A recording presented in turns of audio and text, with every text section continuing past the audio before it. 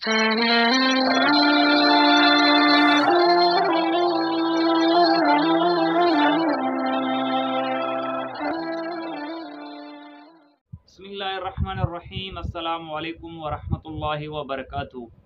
ग़ज़वा मूता से वापसी की ख़बरें हैं, काफ़िले की आमद की ख़बरें हैं। हज़रत अस्मा बिन्त अमीस रज़ी अल्लाह अन्हा भी इस काफ़िले के इंतज़ार कर रही हैं, अपने बच्चों को तैयार कर रहे हैं। लेकिन बाद में जब काफ़िले आने की ख़बर पहुंचती है तो देखती हैं कि घर से बाहर कोई किसी की आवाज़ है। पहले ये समझती हैं कि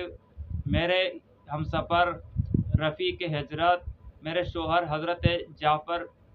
तैयार रज़ी अल्लाह अन्हु हैं। लेकिन जब वो करीब आते हैं, आवाज़ सुनते हैं, तो पता चलता है कि वो हज़रत जाफ़र नहीं बल्कि जनाब मुहम्मद रसूलुल्लाह सल्लल्लाहु अलैहि वसल्लम हैं। हज़रत अस्मा बिन्त अमीस रज़ी अल्लाह अन्हा दिल ही दिल में समझ जाती हैं कि कुछ गड़बड़ है, हज़रत जाफ़र रज़ी अल्लाह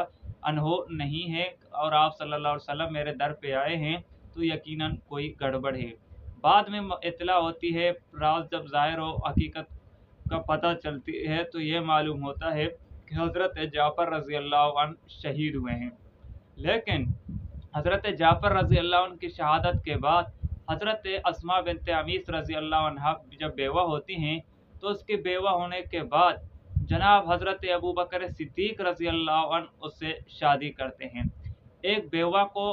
अकेले तन्हा अपने हालात पर, अपने रहम करम पर, अपने बच्चों के साथ अपनी हालात और जज्बात से लड़ने नहीं दी जाती थी। उस ज़माने में पैगम्बर इस्लाम मोहम्मद रसूलुल्लाह सल्लल्लाहु अलैहि वसल्लम के तरबियत याफ्ता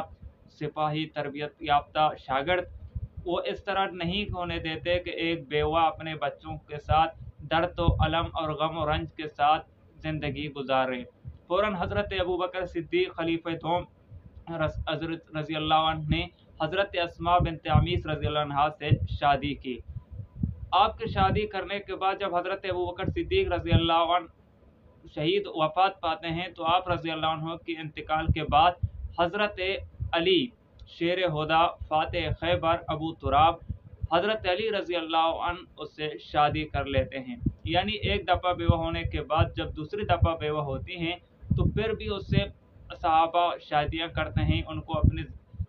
घरों में लाते हैं ताकि वो जज्बात और ख़यालात से अकेले लड़कर अपनी ज़िंदगी को मुश्किल न बना सकें। तो इसलिए हज़रत अली रज़ी अल्लाह अन्हु उससे शादी करते हैं। तो वो इस तरह का मुक़द्दस दौर था, इस तरह का मुक़द्दस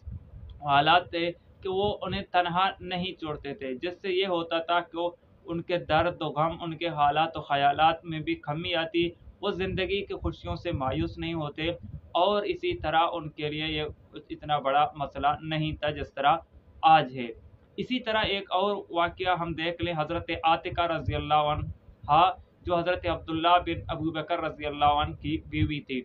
बहुत खूबसूरत थी और इन जोड़े की मोहब्बत अरब में एक मिसाल बन गई थी।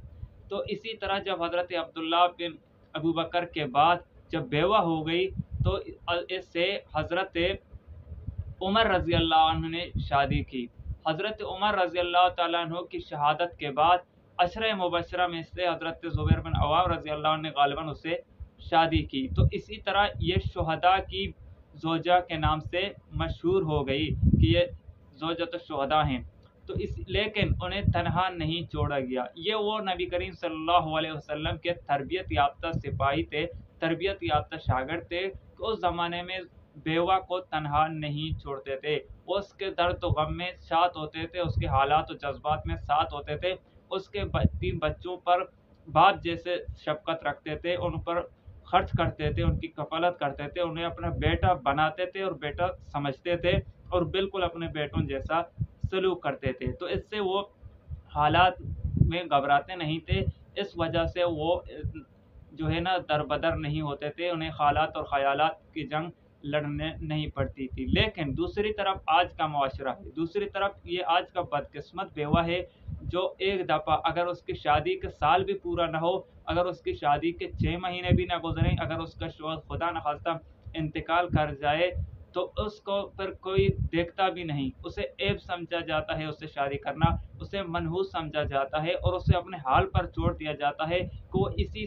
तरह के एक जवान साल बेटी लड़की जो अपनी एक दफ़ा बेवा होने की वजह से पूरी ज़िंदगी अपने ख़यालात और हालात से लड़कर गुजारती है, वो किस तरह दर्द और रंज और अलम के साथ ज़िंदगी बसर करती है। अगर उसके एक दो बेटे हों, औलाद हों, तो फिर उसके तो हम ये कह सकते हैं कि गम पर गम यानी आफतें ही उस पर टूट जाती हैं कि उनसे बेराह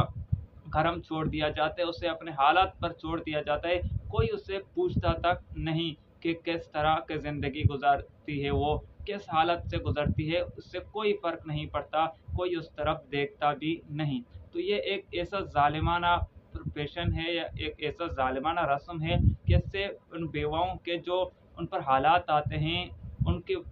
मसला ये है कि मुसीबतें उन पर जो आती हैं, तो इससे उन पर क्या गुज़रती है। लिहाजा हम कोशिश कर लें, इस बात का अज़म कर लें कि हम इन चीज़ों से अपने आप को दूर कर लें जिनका दीन और दुनिया किसी से भी कोई किस्म का ताल्लुक़ नहीं। बेवा औरतों से शादी करना कोई मायूब चीज़ नहीं बल्कि एक बेहतरीन चीज़ है। यानी इस नीयत से शादी करना कि उनके जो यतीम बच्चे हैं उनकी कफ़ालत हो जाए और ये जो बेवा ख़ातून हैं मसलन वो कहाँ जाएँ, बाज़ दफ़ा ऐसे होते हैं कि उनके वालिदैन नहीं होते, बहुत सारों के बहन भाई ऐसे नहीं होते, यानी ऐसा कोई उनके फैमिलीज़ में नहीं होता कि वो इनकी सरपरस्ती कर ले, उनका कोई ख़र्चा बर्दाश्त कर ले। तो इस सूरत में ये सोचकर सवाब का नीयत से उनसे शादी करना ये अफ़ज़ल है, ऐन इबादत है। लिहाजा हम कोशिश कर लें कि इस तरह के हालात वाक़यात अपने इर्द-गिर्द देख लें कि अगर इस तरह का कोई बेवा हो, इस तरह का कोई औरत हो, तो उसके लिए हम जो भी कर सकते हैं कर लें। यानी मतलब अगर उसके लिए कोई रिश्ता मिल जाए तो ढूँढ लें। अगर कोई ये सोचकर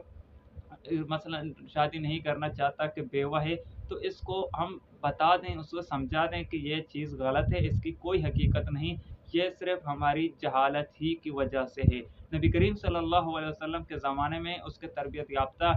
शागिर्द ऐसे थे कि उस वक़्त किसी औरत को ये खौफ़ ही नहीं होता, किसी को ये ख़तरा नहीं कि वो ये सोचे कि मेरे जब शौहर का इंतकाल हो जाए या वो शहीद हो जाएँगे, तो इसके बाद मैं कैसे ज़िंदगी गुज़ारूँ, उसके बाद मेरी ज़िंदगी किस तरह गुज़रेगी, इसका कोई फ़िक्र ना था क्योंकि वो ज़माना उस तरह का ज़माना था, उसके लिए किसी मुहिम कोई प्रोग्राम वगैरह करने की कोई हाजत नहीं थी। लेकिन आज के इस दौर में कि यहाँ पर जहालत ने ज़ोर पकड़ा हुआ है, यहाँ पर रसूमात और बिदात ने अपने गढ़ गाड़ लिए हैं, तो इसलिए इस दौर में इस बात को समझाना पड़ेगा कि इस अल्लाह के लिए,